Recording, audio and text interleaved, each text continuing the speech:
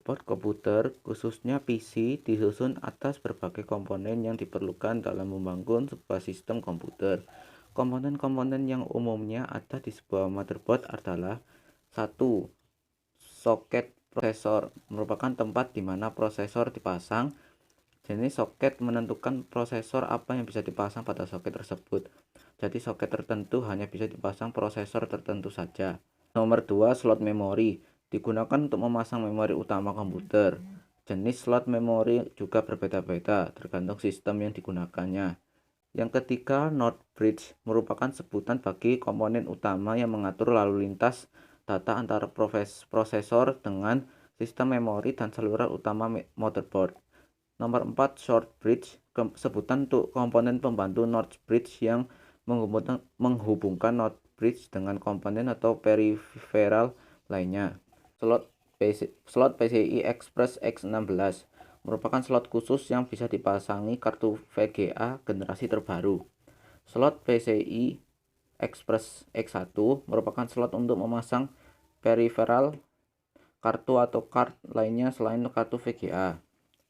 Slot AGP merupakan slot khusus untuk memasang kartu VGA generasi sebelum adanya slot PCI Express.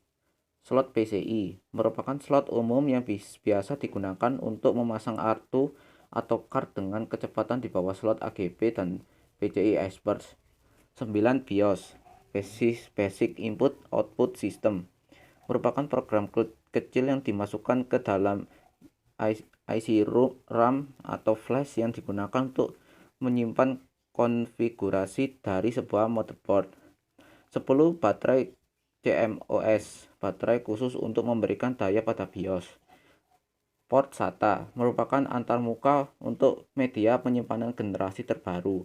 Port SATA bisa digunakan untuk menghubungkan hard disk dengan sistem komputer. Port IDE merupakan antarmuka media penyimpanan sebelum generasi SATA.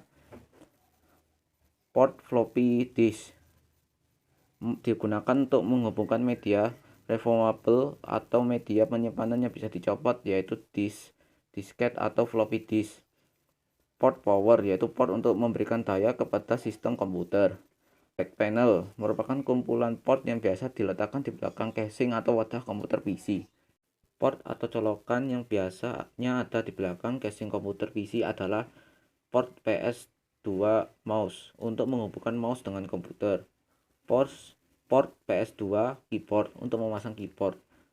Port paralel untuk memasang peripheral kecepatan rendah dengan lebar data 8 bit, biasanya digunakan untuk memasang printer sebelum generasi USB.